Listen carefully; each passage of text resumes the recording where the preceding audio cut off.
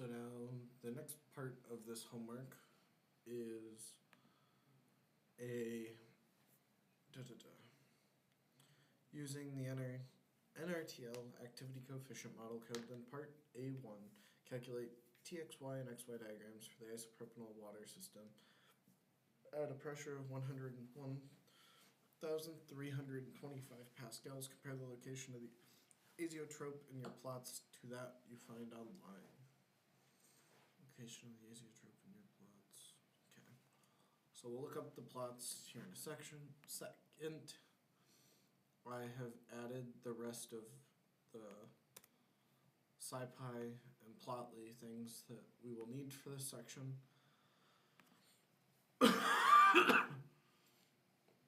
And then the next thing we need to do is get started with,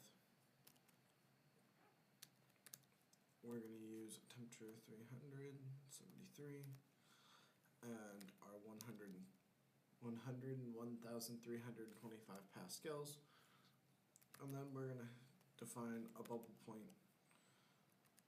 pressure, which we did in a previous video, if I remember correctly.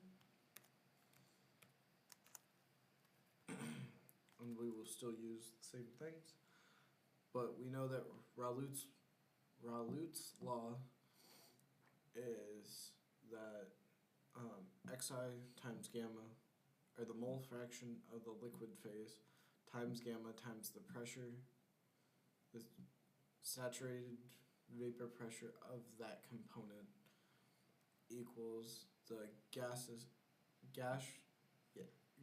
composition times the total pressure, which also equals the partial pressure.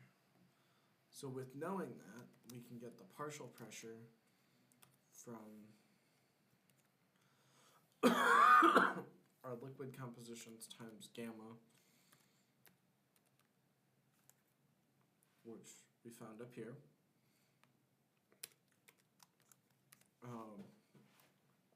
And then if we multiply that by the vapor pressure of said thing, then we would get the, that's not what I meant to do, we would get the temperature.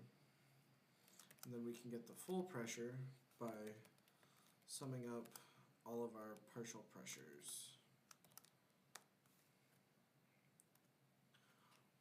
And then to get the y's, we can take partial pressures, divide them by the total pressure, and then return pressure and the y. Pretty simple. Then we also need to do the bubble temperature, which is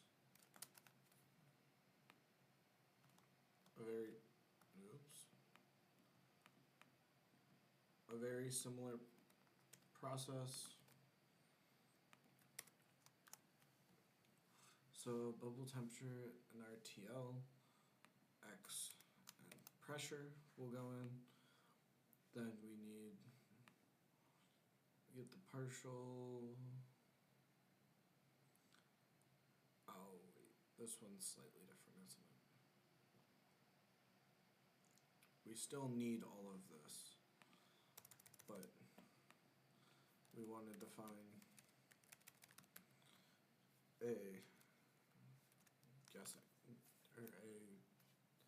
we want to define finding the temperature first within the rest of this, which is using the root scalar.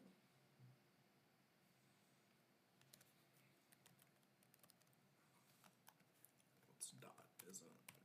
Root dot scalar. For the bubble pressure and our TL, using our temperature that we're guessing, which should be equal to the 3. This gnat flying around being a nuisance. So now if we look up the bubble temp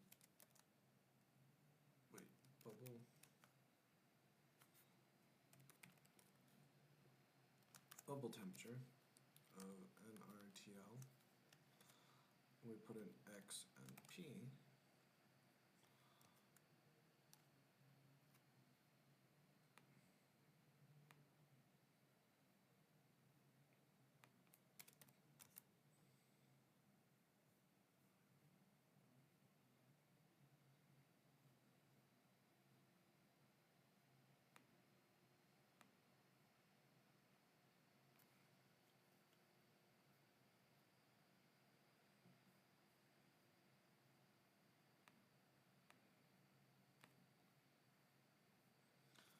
Rerun everything.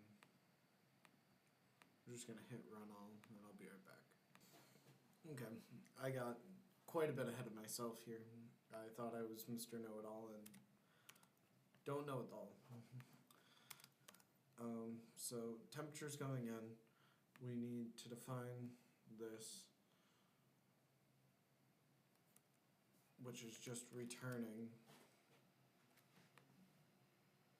this guy.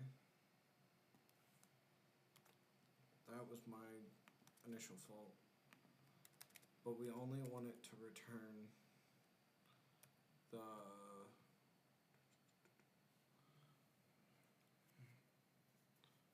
first value, I believe. Yeah, the pressure. Minus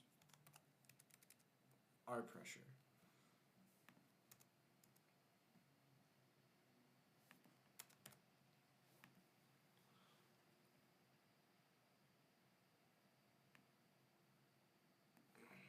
That didn't copy where I wanted it to.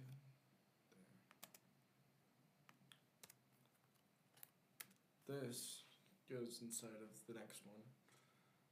And we want it to... I need to put a mode on it, because who knew that that's what I had to do? But how this is supposed to be is F X naught equaling 373, and then the mode of secant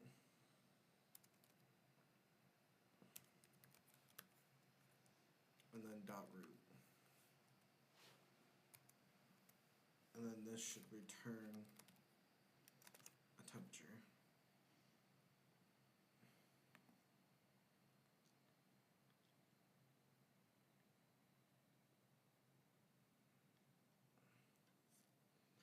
And then the rest of it, I believe, is still fine.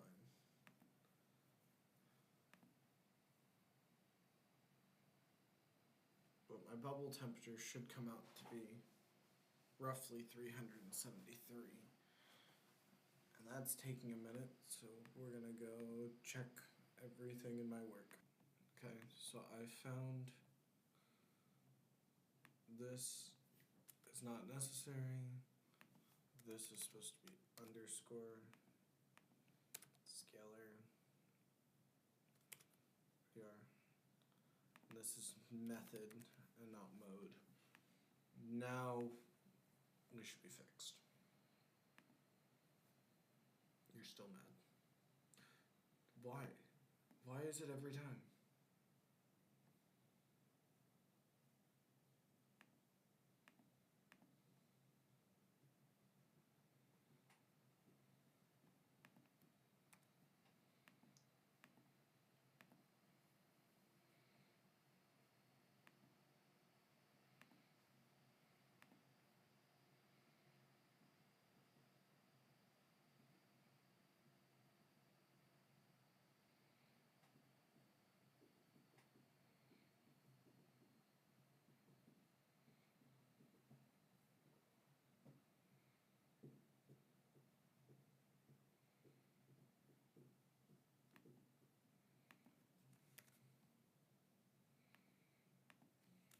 Is this what it's asking for?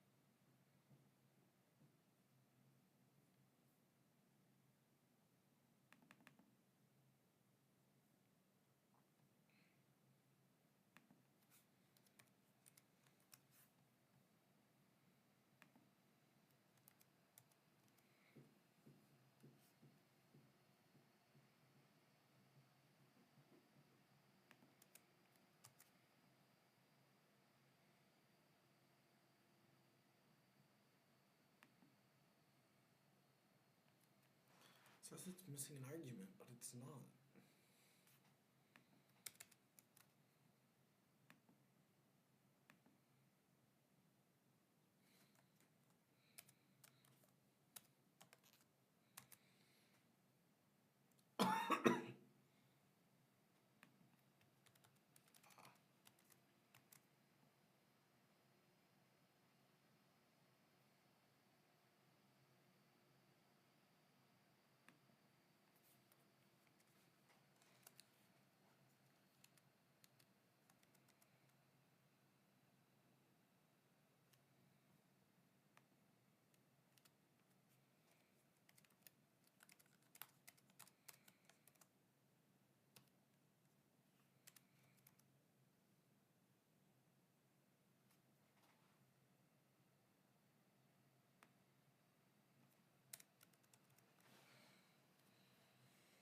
Now it's happening.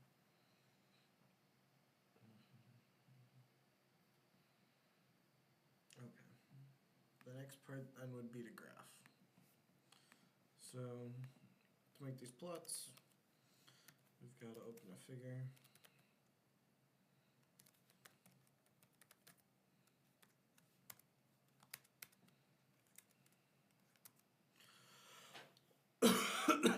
We should make it a 1x2. Then we've got to make figure 1 add scatter.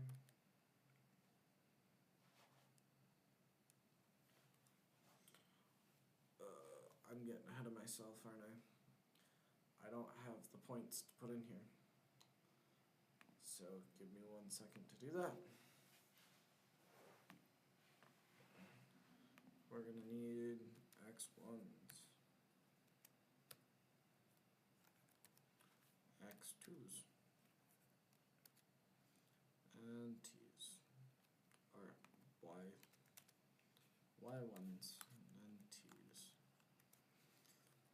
and then 4, 4, x1 and x1s. We need t, y1, y2,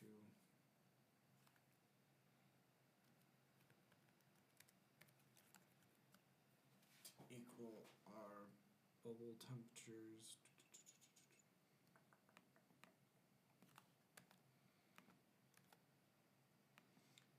But we'll do x1, x1s, and 1 minus x1s, and then p.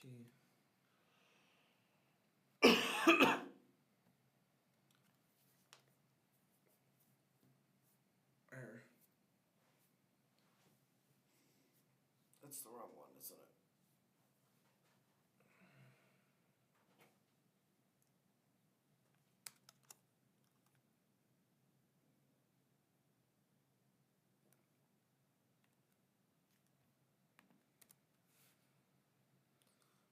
But then we would append them all with t, y1, and y2.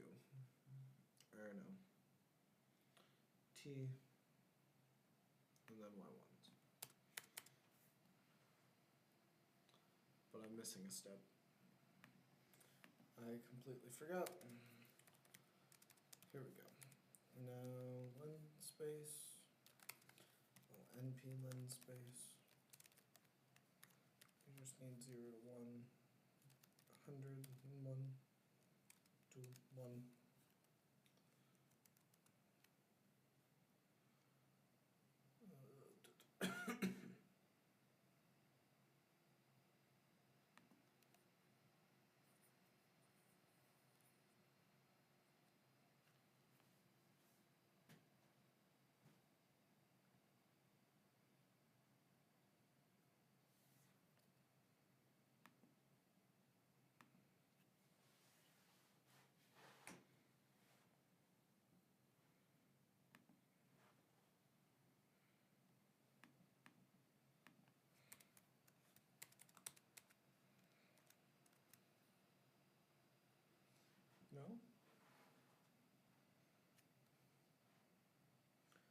reported operation.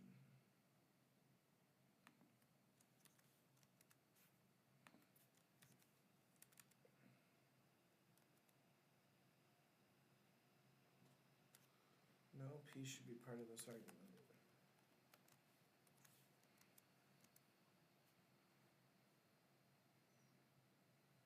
Oh, it's still not.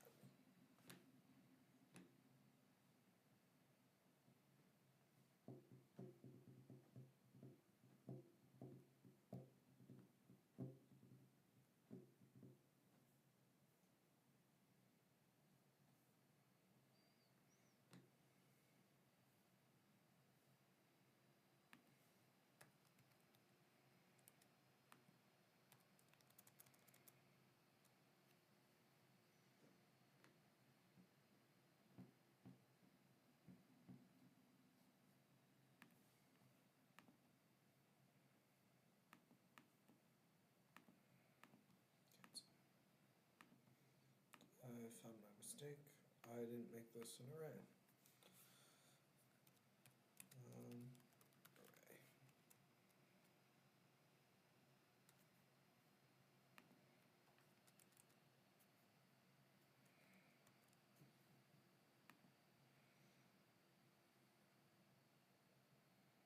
Now we can make our scatter plot because everything else works. And so we can now add scatter. It's going to be mad because of S.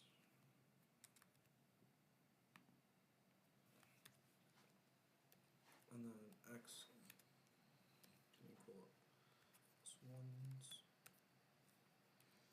while Y equals TS. T's. And this will go in column 1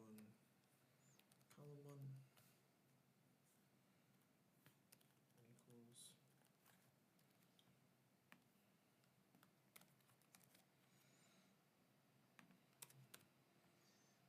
Y1s versus that. And then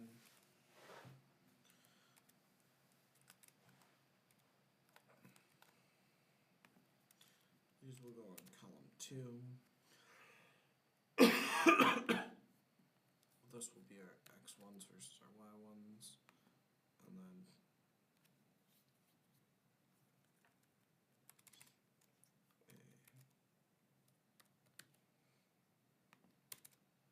our 45-degree line.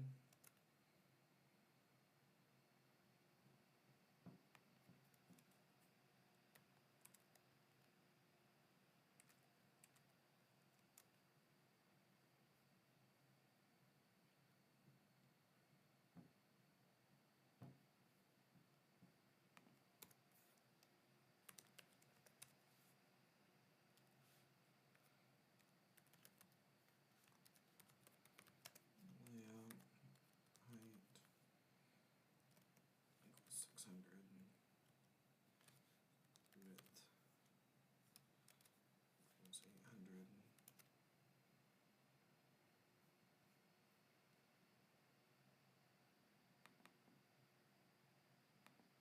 Huh.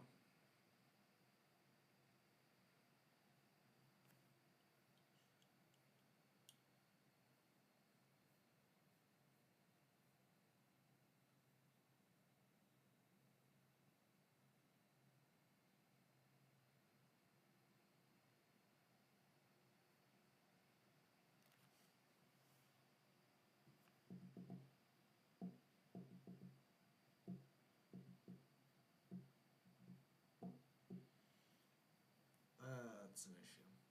All my T's are the same. Second graph doesn't look bad, but I also don't think it's totally what we're going for. So give me a sec. Okay, I found my issue. I forgot to make this equal to T, so it just kept spitting out the same T. And now I'm just messing with my heights of graphs to get it to look somewhat normal-esque, because this is I'm slightly concerned about. But I don't think it's the end of the world.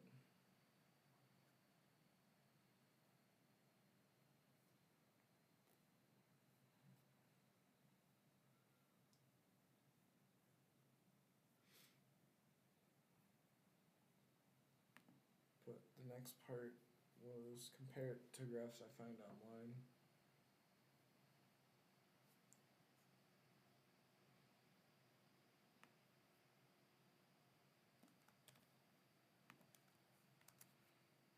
Oops.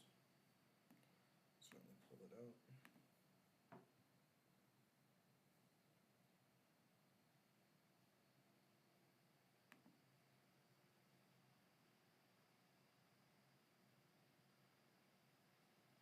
That one looks similar to what I have here.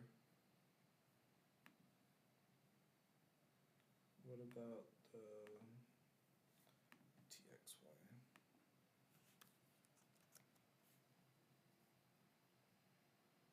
Yeah, it's swooping down under that curve like this. It's not that harsh, but it's close.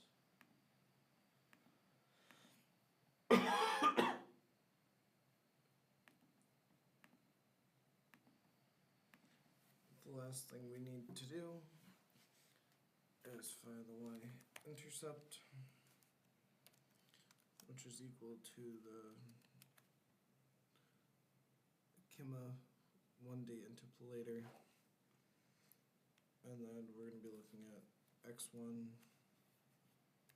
s, y1s. Ooh, I hit caps lock. x1s, y1s. There we go.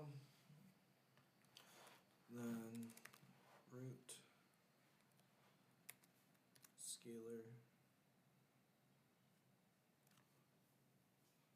used, we didn't use it here. Root scalar lambda x1 y1 or intercept x1 minus x1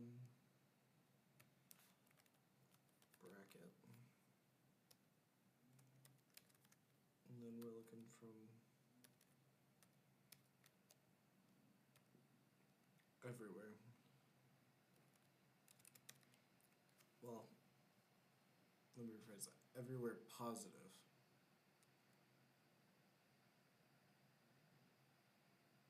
E negative 12.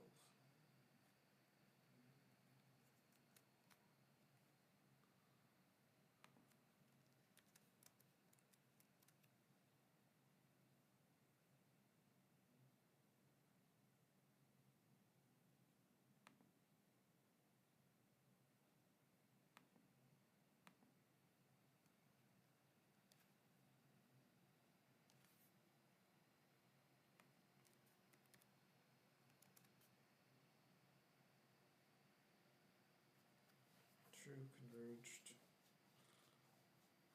gives us our root, and then we also want to look at the intersection point x1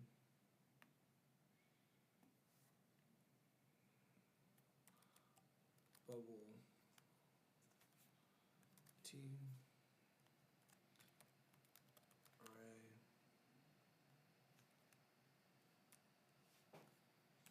x1 1 minus x1